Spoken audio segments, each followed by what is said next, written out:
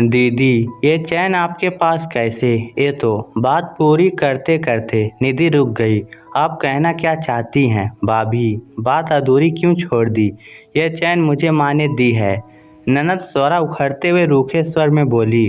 वह बात नहीं है दीदी। इस बार जब मैं वैभव को लेकर मायके गई थी तो माँ ने वैभव को छोचक में देने के लिए चैन खरीदने के रुपए दिए थे और कहा था कि वही अपनी सास के साथ जाकर अपनी पसंद की ले लेना। उस दिन ज्वेलर्स की दुकान पर गए थे तो माँ ने अपने लिए अंगूठी, आपके लिए कान की बालियाँ ली थी। माँ जी ने मुझसे भी गले की चैन लेने के लिए कहा तो मैंने यही चैन पसंद की थी। माँ ने ये कहकर कि सोने की चीज़ है, मेरे पास ही रहने दो, जब तुम्हें पहनना हो मुझसे ले लेना, तब दे दूँगी। लेकिन आज ये चैन आप पहने हैं। माँ ने आपको ये चैन कब दे दी?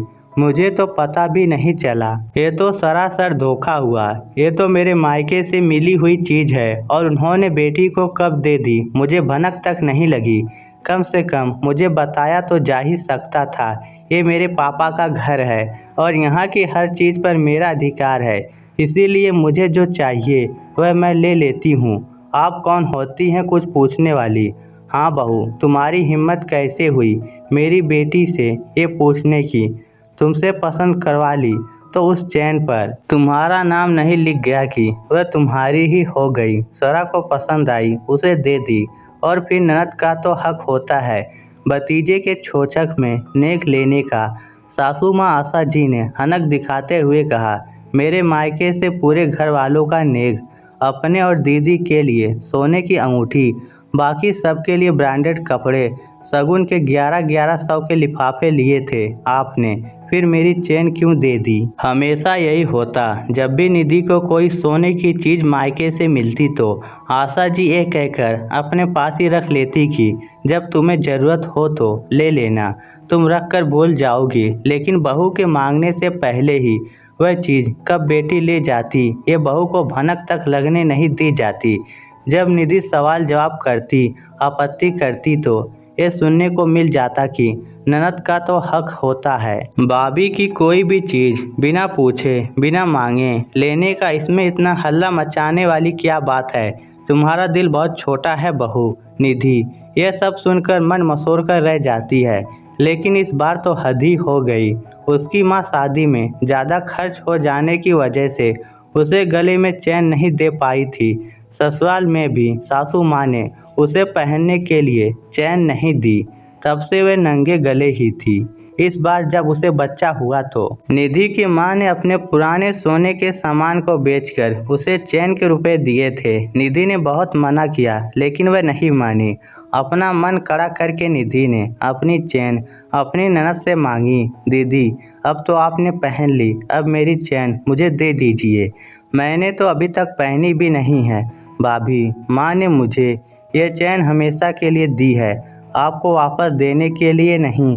स्वरा ने इस्लाते हुए अपने गले में पड़ी चैन अपनी अंगुलियों में फंसाते हुए कहा, अरे वाह दीदी, ऐसे कैसे आप मेरी मायके की चीज़ ले सकती हैं?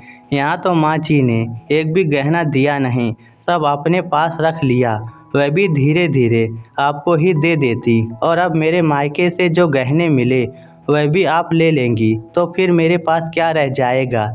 मेरी माँ ने कितनी मुश्किल से अपने गहने बेचकर रुपए दिए थे, आपको खुद ही सोचना चाहिए। यदि ससुराल में आपसे कोई आपके मायके से मिली जरा सी चीज़ भी ले ले तो आपको कैसा लगेगा? बहू बिल्कुल सही कह रही है स्वरा, उसका सामान उसे वापस कर दो और आइंदा से कभी उसे पूछे बगैर उसका कोई सामान मत लेना।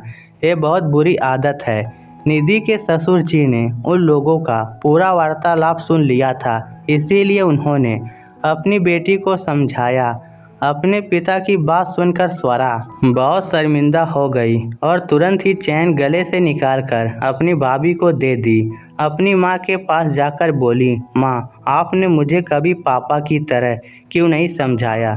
हमेशा मेरे लालच को बढ़ावा दिया।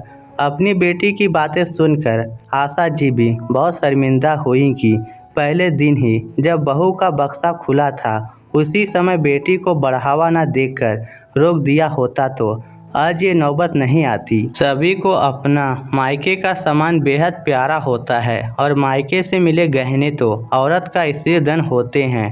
अपनी चैन वापस पाकर निधि को आत्म संतुष्टि मिली और उसने उसे सहज कर वापस अपनी अलमारी में रख दिया। कभी कभी अपने अधिकारों के लिए बोलना बहुत ज़रूरी होता है। काश ननद जी आपने भी अपने लालच को इतना बढ़ावा न दिया होता तो आज ये नौबत नहीं आती। यह सोचकर उसने एक गहरी सांस ली।